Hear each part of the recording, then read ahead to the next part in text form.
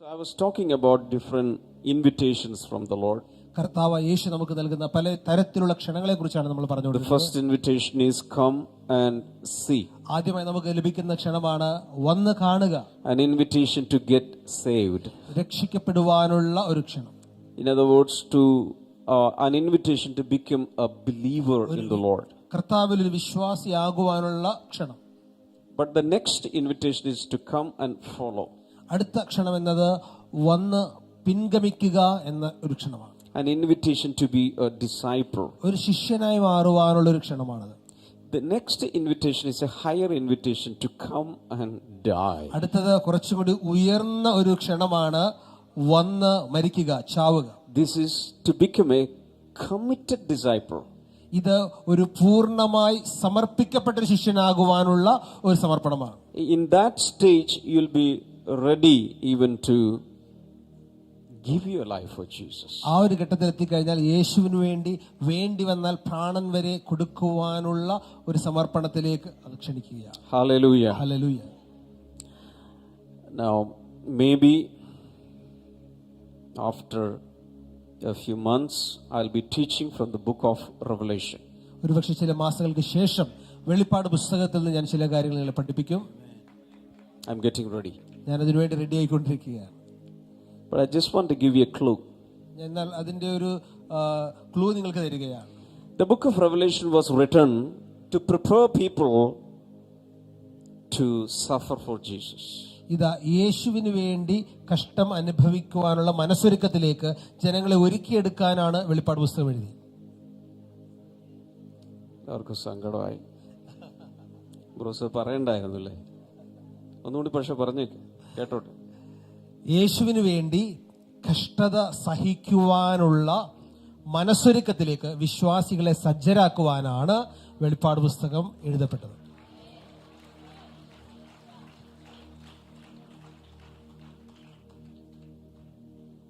അതുകൊണ്ട് കർത്താവ്, നീ സഹിക്കാനുള്ളതൊന്നും പേടിക്കണ്ട.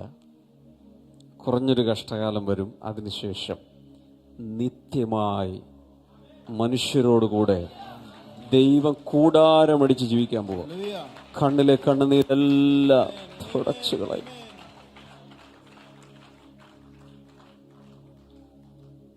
Hallelujah. So when the book of Revelation was written, the purpose was to make us understand or to come to a policy where we will say, expect the best, but be prepared for the worst. ഇതാ ആ വെളിപ്പാട് പുസ്തകം എഴുതപ്പെട്ടതിന്റെ ഒരു ഉദ്ദേശം എന്നത് ഏറ്റവും നല്ലത് പ്രതീക്ഷിച്ചുകൊണ്ട് ജീവിക്കുക, എന്നാൽ ഏറ്റവും മോശം കാര്യങ്ങൾ വന്നാലും അതിനെ നേരിടുവാനായി ഒരുങ്ങിയിരിക്കുക.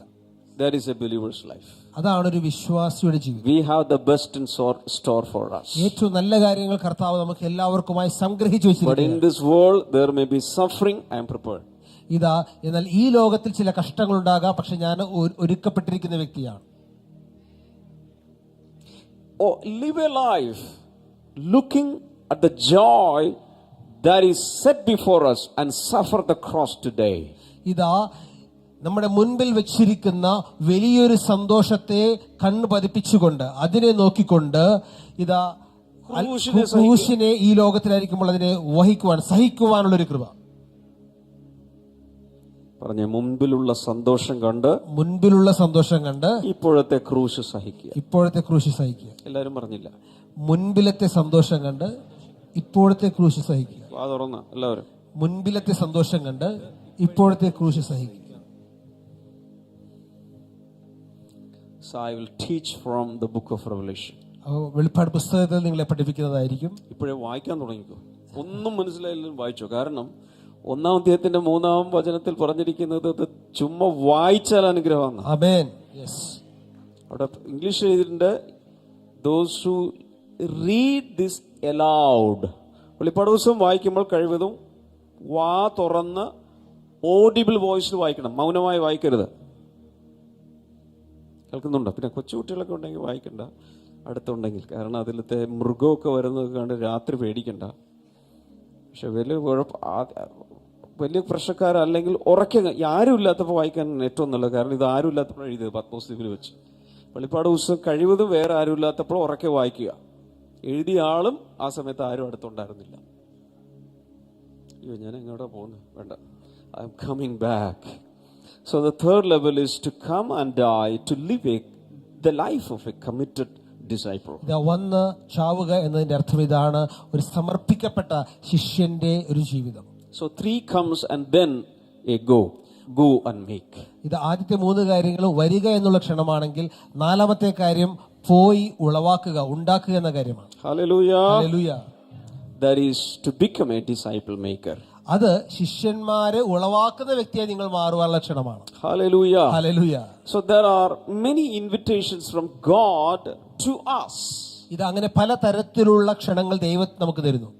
So we also should invite others now. നമ്മളും മറ്റുള്ളവരെ അതുകൊണ്ട് ക്ഷണിക്കേണ്ടവരാണ്.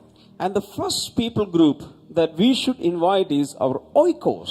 നമ്മൾ ആദ്യമായി ക്ഷണിക്കേണ്ട ഒരു ജനവിഭാഗം എന്ന നമ്മുടെ ഓയിക്കോസ്, പരിചയ വലയത്തിലുള്ളവരാണ്. Hallelujah. Hallelujah. So how many of you remember that? Oikos. ഓയിക്കോസ് ചേർന്ന് പറയാമോ? ഓയിക്കോസ്. Hallelujah. Who are your oikos? ആരാണ് നിങ്ങളുടെ ആ പരിചയ വലയത്തിലുള്ളവർ? People in your circle of influence. നിങ്ങളുടെ സ്വാധീന വലയത്തിനകത്തുള്ള ആളുകൾ. People with whom you have a regular, daily, weekly, regular association and interaction. നിങ്ങൾക്ക് എല്ലാ ദിവസവും നിങ്ങൾ കാണുന്ന, സംസാരിക്കാറുള്ള ആളുകളെയാണ് ഓയിക്കോസ് എന്ന പദം കൊണ്ട് ഉദ്ദേശിക്കുന്നത്.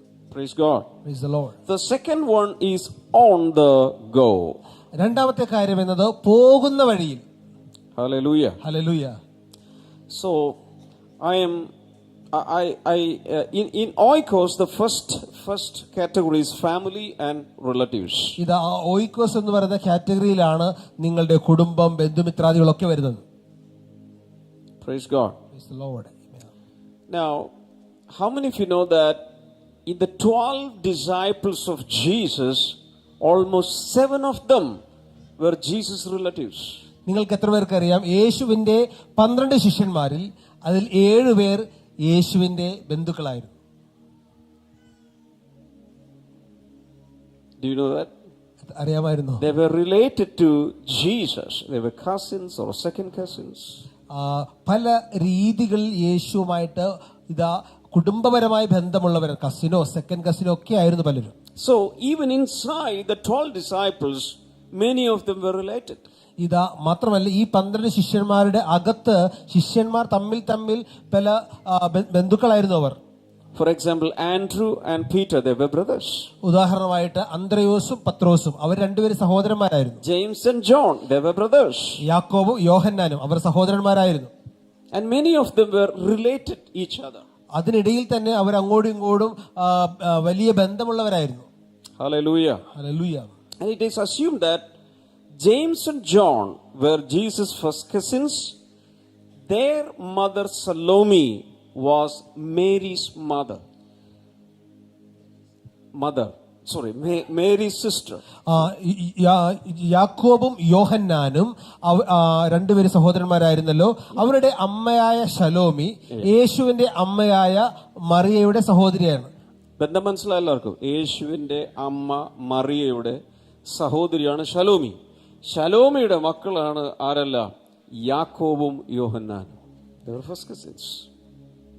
You understand what I'm saying? So they are now in the ministry. അവരിപ്പോൾ ശുശ്രൂഷയിൽ ഉൾപ്പെട്ട് നിൽക്കുകയാണ്. There is another person called James the Less. James the Less. അതിനെന്താ മലയാളത്തിൽ?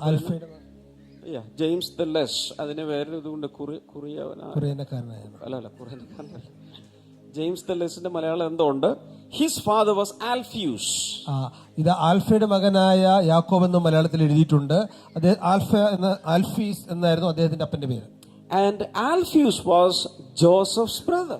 ഇതാ ഈ ആൽഫിയസ് എന്നത് യേശുവിന്റെ അപ്പനായ യോസെഫിന്റെ സഹോദരനാണ്. Then James, who wrote the epistle, is Jesus' half brother. അപ്പോൾ തന്നെ ലേഖനം എഴുതിയ യാക്കോബിന്റെ ലേഖനം നിങ്ങൾ വായിച്ചിട്ടില്ലേ? ആ ലേഖനം എഴുതിയ യാക്കോബ് യേശുവിന്റെ അർദ്ധ സഹോദരനാണ്. And Jude, who wrote the epistle, it is said that he was another half brother. അപ്പോൾ തന്നെ യൂദയുടെ ലേഖനം എഴുതിയ യൂദയും യേശുവിന്റെ ഒരു അർദ്ധ സഹോദരനാണ്. Even though Jesus' own brothers did not believe in Jesus in the beginning, all of them got saved and most of them were in ministry, and Jesus' sisters were married to ministers.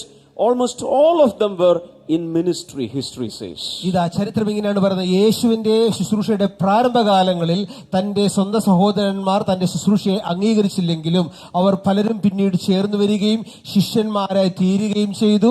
മാത്രമല്ല യേശുവിന്റെ സഹോദരിമാർ ഈ ശുശ്രൂഷയിൽ നിൽക്കുന്ന ആളുകളെ ആണ് വിവാഹം കഴിച്ചത്. അവരെല്ലാവരും ശുശ്രൂഷയിൽ ഉൾപ്പെട്ട് നിൽക്കുന്നവരായി ഭാവിയിൽ മാറി. God moves through relationships. കർത്താവ് ബന്ധങ്ങളിലൂടെ പ്രവർത്തിക്കുന്നു. എല്ലാവരും ഒന്ന് പറഞ്ഞേ, കർത്താവ് എങ്ങനെയാ പ്രവർത്തിക്കുന്നത്? കർത്താവ് ബന്ധങ്ങളിലൂടെ പ്രവർത്തിക്കുന്നു. God moves through relationships. കർത്താവ് ബന്ധങ്ങളിലൂടെ പ്രവർത്തിക്കുന്നു. എല്ലാവരും ഇങ്ങനെ ഒന്ന് പിടിച്ചേ, പറഞ്ഞേ, കർത്താവ് ഇങ്ങനെ കാണിക്കുക, ബന്ധങ്ങളിലൂടെ പ്രവർത്തിക്കുന്നു. ബന്ധങ്ങളിലൂടെ പ്രവർത്തിക്കുന്നു. ശരിക്കും ആത്മാർത്ഥമായിട്ട് കാണിച്ചു. കർത്താവ് പ്രവർത്തിക്കുന്നു, ബന്ധങ്ങളിലൂടെ പ്രവർത്തിക്കുന്നു. God moves through relationships. ദൈവം ബന്ധങ്ങളിലൂടെ പ്രവർത്തിക്കുന്നു. And even in these relationships, family relationships are very important. ഈ ബന്ധങ്ങളിൽ തന്നെ കുടുംബ ബന്ധം ഏറ്റവും പ്രധാനപ്പെട്ട ഒരു കാര്യമാണ്. Your own family is the first mission field. നിങ്ങളുടെ സ്വന്തം കുടുംബം തന്നെയാണ് നിങ്ങളുടെ ആദ്യത്തെ mission field. But in many cases, the family members may not come to faith in the beginning. എന്നാൽ പല ആളുകളെയും എടുത്തു നോക്കുമ്പോൾ സ്വന്തം കുടുംബാംഗങ്ങൾ ആരംഭദശയിൽ നിങ്ങളോടൊപ്പം വിശ്വാസത്തിലേക്ക് വരണമെന്നില്ല. Even in Jesus' family, Jesus was in the peak of his ministry, but the family was not believing in Jesus. ഇത് യേശു ശക്തമായ ശുശ്രൂഷയുടെ കൊടുമുടിയിൽ നിൽക്കുമ്പോഴും തന്റെ സ്വന്തം കുടുംബത്തിലുള്ളവർ തന്നെ വിശ്വസിച്ചിരുന്നില്ല. There was a point of time where even Jesus' mother did not believe in him, and his brothers and sisters did not believe in him. They doubted. ഇതാ സ്വന്തം അമ്മ പോലും തന്റെ സഹോദരന്മാർ പോലും യേശുവിനെ സംശയിച്ച ഒരു ഘട്ടം വന്നിരുന്നു. I want to tell you something. If your own family is not in faith today, and if they are opposing you, if they are criticizing you, Jesus also went through that. ഇതാ നിങ്ങളുടെ സ്വന്തം കുടുംബത്തിലുള്ളവർ വിശ്വാസത്തിൽ വന്നിട്ടില്ലെങ്കിൽ അവർ നിങ്ങളെ വിമർശിക്കുന്നു, നിങ്ങളെ അവർ എതിരായി നിൽക്കുകയാണെങ്കിൽ നിങ്ങൾ ഭാരപ്പെടേണ്ട. യേശുവും ആദ്യം അതിലൂടെ കടന്നുപോയ വ്യക്തിയാണ്.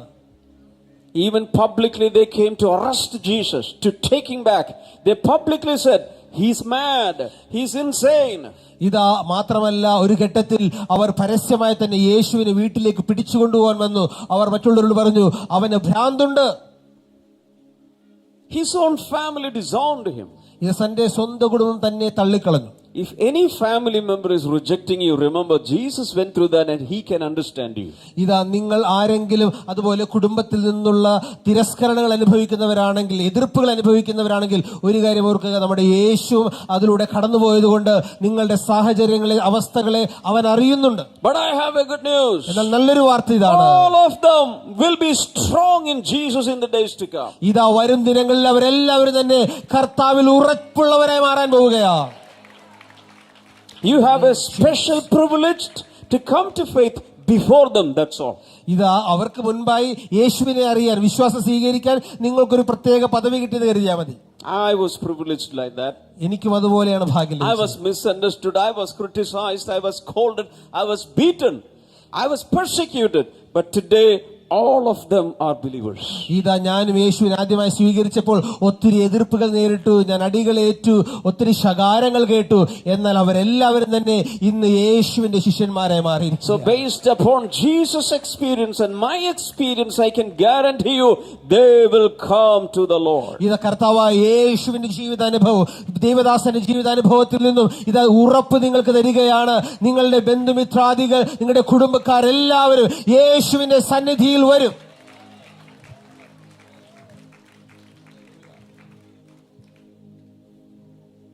If you believe that, shout a high voltage hallelujah. വിശ്വസിക്കുന്നവർ ഉറക്കെ hallelujah. Oh, that is not high voltage. ചേർന്ന് 1 2 3 ഹല്ലേലൂയ. കരത്തിന് പിടിച്ച് God moves through relationships. കർത്താവ് ബന്ധങ്ങളിലൂടെ പ്രവർത്തിക്കുന്നു. ചേർന്ന് പറയാമോ? കർത്താവ് ബന്ധങ്ങളിലൂടെ പ്രവർത്തിക്കുന്നു.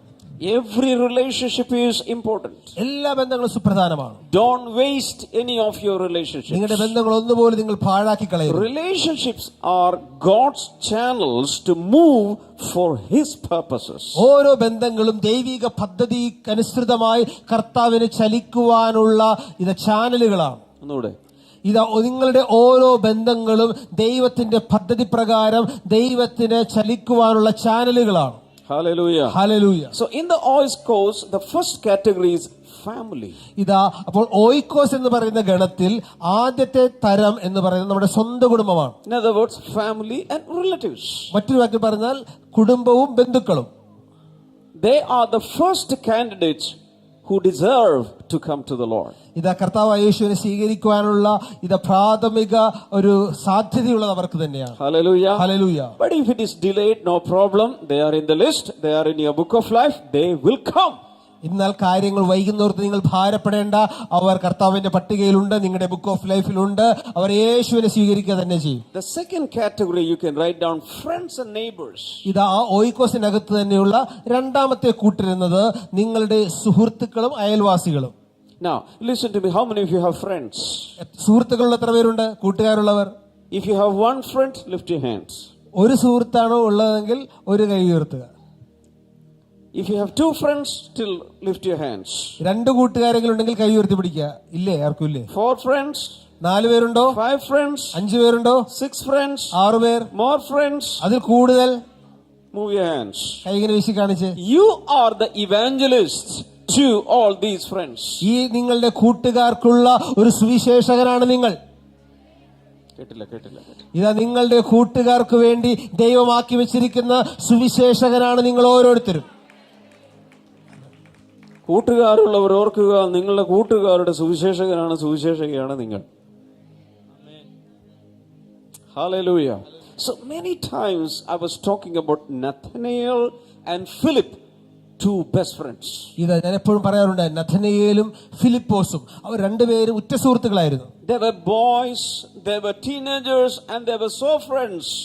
ആ രണ്ട് ആൺകുട്ടികളും അവർ കൗമാരപ്രായത്തിലുള്ളവരായിരുന്നു. അവർ ഉറ്റ സുഹൃത്തുക്കളായിരുന്നു. Philip got saved first. ആദ്യം ഫിലിപ്പോസ് രക്ഷിക്കപ്പെട്ടു. But Philip took Jesus to Nathanael. Philipose നഥനയേലിനെ യേശുവിന്റെ അടുക്കലേക്ക് കൂട്ടിക്കൊണ്ടുവരികയാണ്. Praise God. Amen. I prophesy over you in the days to come, one by one you will be bringing your friends to Jesus. നിങ്ങൾ നോക്കി ഞാൻ പ്രവചിക്കുകയാണ്, ഒന്നിനു പുറകെ ഒന്നായി നിങ്ങളുടെ ഓരോ സുഹൃത്തുക്കളെയും നിങ്ങൾ യേശുവിന്റെ സന്നിധിയിലേക്ക് കൂട്ടിക്കൊണ്ടുവരാൻ പോവുകയാണ്. I am imagining maybe Nathanael was Philip's best friend. ഞാൻ ഇങ്ങനെ ചിന്തിക്കുകയാണ്, ഒരു പക്ഷേ നഥനയേൽ ആയിരിക്കാം ഫിലിപ്പോസിന്റെ best friend. But Philip met with the real friend, the true friend, Jesus. എന്നാൽ ഇതിനിടയിൽ ഫിലിപ്പോസ് യഥാർത്ഥ കൂട്ടുകാരനായ, ഏറ്റവും നല്ല കൂട്ടുകാരനായ യേശുവിനെ കണ്ടെത്തുകയാണ്. So Jesus became Philip's best friend now. ഇപ്പോൾ യേശുവാണ് ഇപ്പോൾ ഫിലിപ്പോസിന്റെ ഉറ്റ സുഹൃത്ത്. And Nathanael became Philip's second best friend. ഇപ്പോ ഫിലിപ്പോസിന്റെ രണ്ടാമത്തെ സുഹൃത്തായിട്ട് നഥനയേൽ മാറി. Now he is introducing them both. ഇപ്പോൾ രണ്ടുപേരെയും തമ്മിൽ പരിചയപ്പെടുത്തുകയാണ് Philipose. Philip brought Nathanael to Jesus. നഥനയേലിനെ യേശുവിന്റെ അടുക്കൽ പരിചയപ്പെടുത്താനായി കൊണ്ടുവരുന്നു. Jesus, this is my previous best friend. Now he is my second best friend. യേശു അങ്ങേ കണ്ടെത്തുന്നതിന് മുമ്പ് എന്റെ ഏറ്റവും നല്ല സുഹൃത്ത് ഇദ്ദേഹമായിരുന്നു. ഇപ്പോൾ എന്റെ രണ്ടാം സ്ഥാനത്താണ് ഇദ്ദേഹം. Now Nathanael, meet my best friend, real friend, true friend, Jesus. നഥനയേലേ, നീ കാണുക, ഈ യേശുവാണ് ഇന്നെന്റെ ആത്മാർത്ഥ സുഹൃത്ത്, യഥാർത്ഥ സുഹൃത്ത്. Hallelujah. Hallelujah. Now Nathanael and Jesus, they became best friends. ഇപ്പോൾ നഥനയേലും യേശു അവര് കണ്ടുമുട്ടിയപ്പോൾ അവർ രണ്ടും ഉറ്റ സുഹൃത്തുക്കളായി മാറി. Hallelujah. Hallelujah. And both of them were recruited to the 12 disciples. മാത്രമല്ല അവർ രണ്ടുപേരും 12 ശിഷ്യന്മാരിലേക്ക് കർത്താവ് അവരെ ആക്കി വെച്ചു. Somebody shout hallelujah. Hallelujah. So Jesus after family and relatives, Jesus will move through friends and neighbors. ഇതാ നമ്മുടെ കുടുംബവും നമ്മുടെ ബന്ധുക്കൾക്ക് ശേഷം നമ്മുടെ സുഹൃത്തുക്കളുടെ ഇടയിലേക്ക്, നമ്മുടെ അയൽവാസികളുടെ ഇടയിലേക്ക് കർത്താവ് നമ്മളിലൂടെ പ്രവർത്തിക്കും. And in John chapter 4, we read about the marvelous long story of the Samaritan woman. ഇത് യോഹന്നാന്റെ സുവിശേഷം 4-ാം അധ്യായത്തിൽ ശമര്യക്കാരി സ്ത്രീയുടെ ആ അത്ഭുതകരമായ ഒരു സാക്ഷി നമ്മളിവിടെ കാണുകയാണ്. That is the longest conversation recorded in the Bible that Jesus had with any human being on earth. ഇത് ഭൂമിയിലെ ആരെങ്കിലുമായിട്ട് യേശു ഒറ്റയ്ക്ക് സംസാരിക്കുന്നതിന്റെ ആ എഴുതപ്പെട്ടിട്ടുള്ളതിൽ ഏറ്റവും ദൈർഘ്യമേറിയ സംഭാഷണം ബൈബിളിൽ അതാണ്. Hallelujah. Hallelujah. And do you know something? After that conversation, the Samaritan woman brought all her neighborhood to Jesus. ഇതാ ആ സംഭാഷണത്തിന് ശേഷം അവളുടെ അയൽപ്പക്കത്തെ മുഴുവൻ അവൾ യേശുവിന്റെ അടുക്കിലേക്ക് കൊണ്ടുവന്നു. How many of you have neighbors? അയൽവാസികളുള്ള എത്ര പേരുണ്ട്? Move your hands. കരങ്ങളെന്ന് വീശി കാണിക്കാമോ? You are the evangelist in your neighborhood. ഇതാ നിങ്ങളുടെ അയൽവാസികൾക്കുള്ള സുവിശേഷക നിങ്ങൾ തന്നെയാണ്. Hallelujah. Hallelujah. Even through your words, through your life, you are preaching to them through loudspeakers. ഇതാ നിങ്ങളുടെ വാക്കുകളിലൂടെ, നിങ്ങളുടെ പ്രവൃത്തികളിലൂടെ നിങ്ങൾ ഒരു ഉച്ചഭാഷണിൽ എന്ന പോലെ നിങ്ങൾ അവരുടെ യേശുവിനെ കുറിച്ച് പറയുകയാണ്. Praise God. Hallelujah. Hallelujah. And they will be attracted to Jesus through you. നിങ്ങളിലൂടെ അവർ യേശുവിലേക്ക് ആകർഷിക്കപ്പെടും. Hallelujah. Hallelujah. So in Oikos, the first category is what? ഓയിക്കോസിന്റെ പരിചയ വലയത്തിലുള്ളവരിൽ ഏറ്റവും ഒന്നാമത്തെ തരമാരാണ് കുടുംബവും ബന്ധുക്കളും. Family and relatives. കുടുംബവും ബന്ധുക്കളും. The second category is friends and neighbors. രണ്ടാമത്തേത് സുഹൃത്തുക്കളും അയൽവാസികളും. Hallelujah. Hallelujah. The third category, colleagues and co-workers. മൂന്നാമത്തേത് എന്നുള്ളത് നമ്മുടെ സഹപ്രവർത്തകരും കൂട്ടുജോലിക്കാരും. Acts chapter 18, verse number 1, 2 and 3. അപ്പോസ്തലപ്രവൃത്തികൾ 18-ാം അധ്യായം 1, 2, 3 വചനങ്ങൾ. Paul brought Priscilla and Aquila to Jesus. ഇത് യേശുവിന്റെ അടുക്കലേക്ക് വിശ്വാസത്തിലേക്ക് പൗലോസ് അക്വിലാവിനെയും പ്രിസ്കില്ലയെയും കൂട്ടിക്കൊണ്ടുവരികയാണ്. Because they were both of them were doing tent making. കാരണം അവർ രണ്ടുപേരും കൂടാരപ്പണി ചെയ്യുന്നവരായിരുന്നു. Hallelujah. Amen. So in the workplace they met each other and they became very good friends, very good co-workers. That became a platform for their ministry together.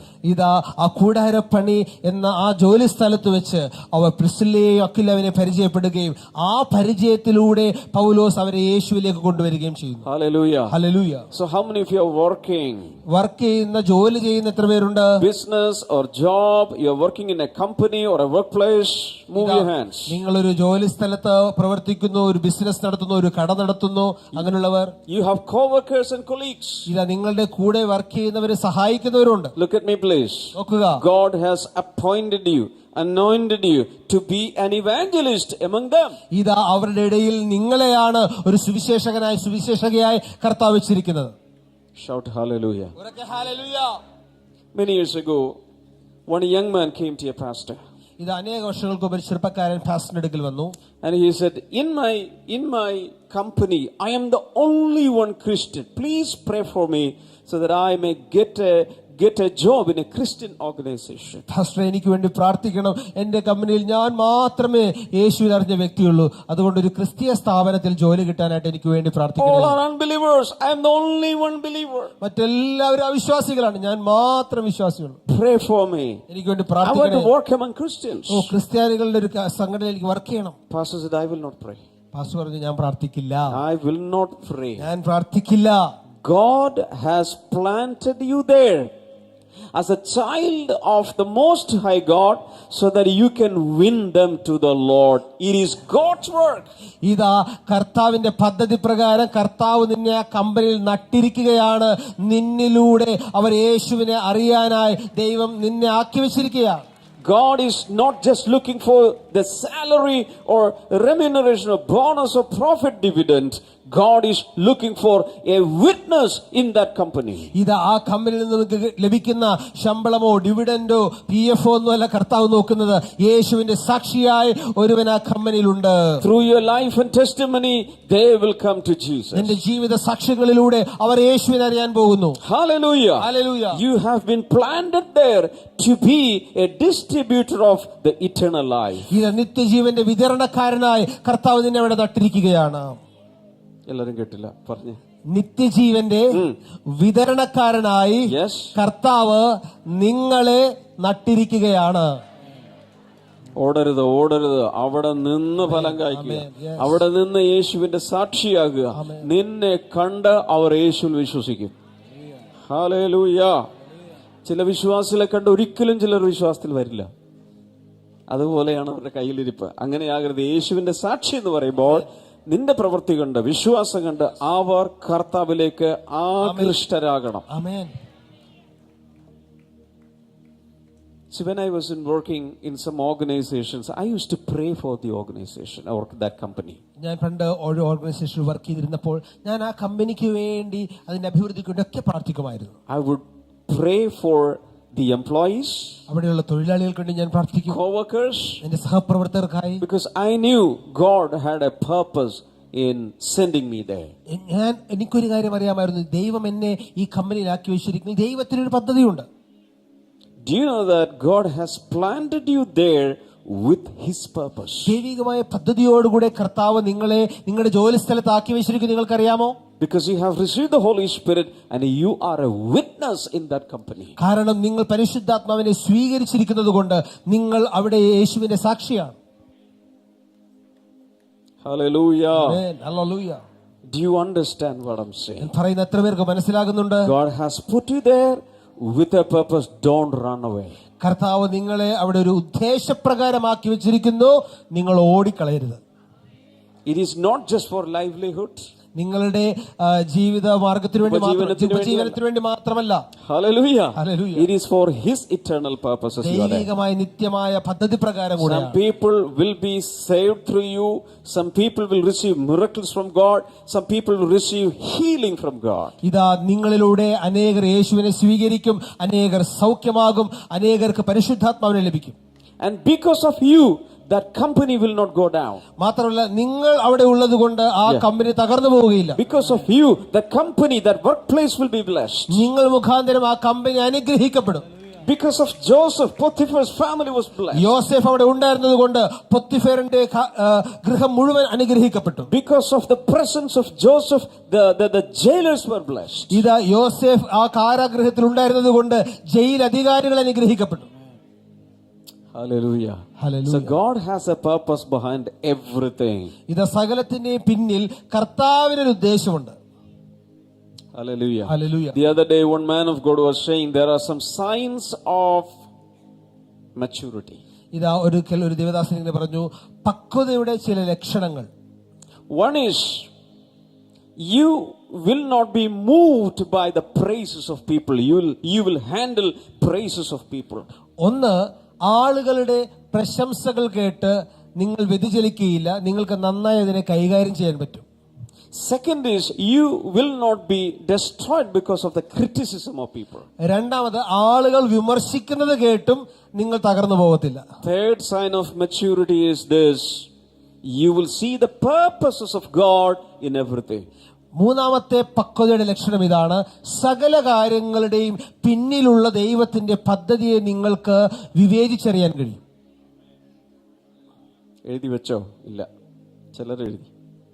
ഒന്ന്, ആളുകൾ പ്രശംസിച്ചു കഴിയുമ്പോൾ നിങ്ങൾ പൊങ്ങിപ്പോവില്ല. Balloon പോലെ പൊങ്ങിപ്പോവില്ല, വീർക്കില്ല. കാരണം ഈ പ്രശംസിക്കുന്നവർ തന്നെ നാളെ കുന്തം കൊണ്ട് കുത്തും.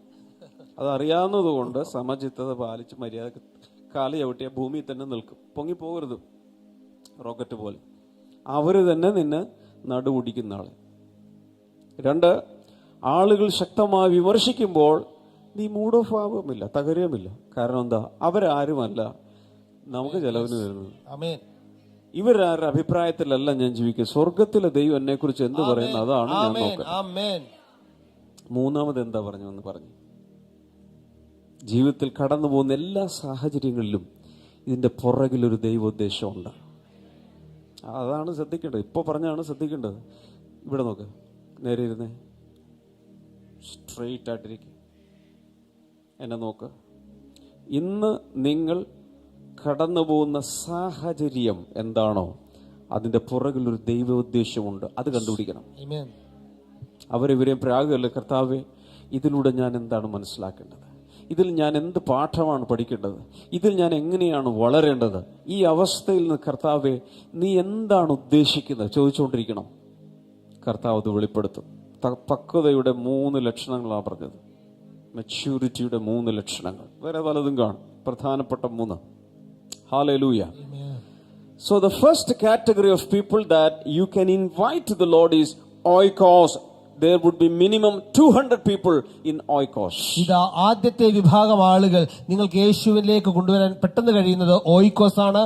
ആ കണക്കുകൾ പറയുന്നത് ഏകദേശം 200 പേരെങ്കിലും നിങ്ങളുടെ പരിചയ വലയത്തിനകത്ത് അങ്ങനെ ഉണ്ടാവും. Hallelujah. Hallelujah. So you can pray for 200 people, you can interact with them, you can share the gospel, you can share your testimonies, you can start blessing groups, you can invite them for your birthday parties, dinner parties, and give Jesus to them. ഇതാ നിങ്ങൾക്ക് അവരോട് യേശുവിനെ കുറിച്ച് പറയാം, നിങ്ങളുടെ സാക്ഷ്യങ്ങൾ പറയാം, നിങ്ങൾ അവരെ വെച്ച് ഒരുമിച്ച് ഭക്ഷണം കഴിക്കാൻ പോകാം, നിങ്ങൾക്ക് അവരുടെ വീട്ടിലോ നിങ്ങളുടെ വീട്ടിലോ ബ്ലെസ്സിംഗ് ഗ്രൂപ്പുകൾ ആരംഭിക്കാം, നിങ്ങളുടെ ബർത്ത്ഡേ പാർട്ടികൾക്ക് അങ്ങനെയുള്ള കാര്യങ്ങൾക്ക് നിങ്ങൾക്ക് അവരെ ക്ഷണിക്കാൻ കഴിയും. അവർക്ക് യേശുവിനെ കൊടുക്കുക. In oikos itself there are 3 categories. ഈ ഓയിക്കോസ് എന്ന് പറയുന്നതിന്റെ അകത്ത് തന്നെ 3 തരം ആളുകൾ. Tell me, number 1, അവരാരൊക്കെയാണ്? family and relatives, സ്വന്തം കുടുംബവും ബന്ധുക്കളും, friends and neighbors, സുഹൃത്തുക്കളും അയൽവാസികളും, colleagues and co-workers. സഹപ്രവർത്തകരും കൂട്ടുജോലിക്കാരും. One more thing and I will close. ഒരു കാര്യം കൂടി പറഞ്ഞ് ഞാൻ ഉപസംഹരിക്കും. The second category of people that you can invite is on the go people. ഇത് രണ്ടാമത്തെ തരം ആളുകൾ എന്നത് പോകുന്ന വഴിയിൽ കാണുന്ന ആളുകൾ. എന്നോട് പറഞ്ഞേ, പോകുന്ന വഴിയിൽ കാണുന്നവർ. പോകുന്ന വഴിയിൽ കാണുന്നവർ. ഉറക്കെ, പോകുന്ന വഴിയിൽ കാണുന്നവർ എന്ന് വെച്ചാൽ യാത്ര ചെയ്യുമ്പോൾ അവിടെ ഇവിടെയൊക്കെ സഞ്ചരിക്കുന്ന സമയത്ത് പലരെയും നമ്മൾ കണ്ടുമുട്ടും. അവരെയും ഓയിക്കോസിന്റെ വെളിയിലുള്ളവരാണ് യാത്രയിൽ കണ്ടുമുട്ടുന്നത്. ബന്ധുക്കളാകണമെന്നില്ല, ഒരുമിച്ച് ജോലി ചെയ്യുന്നവരാകണമെന്നില്ല, പരിചയമില്ല. ആദ്യമായി ഇങ്ങനെ ഭൂമുഖത്ത് ഇങ്ങനെ ഒരു മനുഷ്യൻ ഇരിക്കുന്നു, ജീവിച്ചിരിക്കുന്നു എന്ന് കാണുന്നു, യാത്രയിൽ കണ്ടുമുട്ടുന്നവർ. They are on the go people. അവരാണ് പോകുന്ന വഴിയിൽ കാണുന്നവർ. Hallelujah. Hallelujah.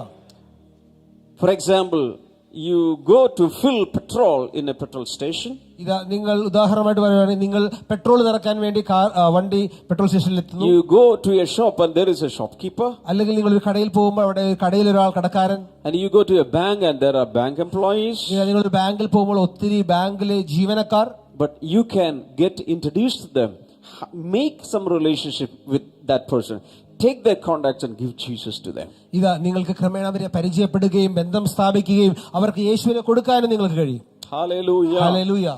Minimum at least you meet, just believe, at least you meet 10 people a day.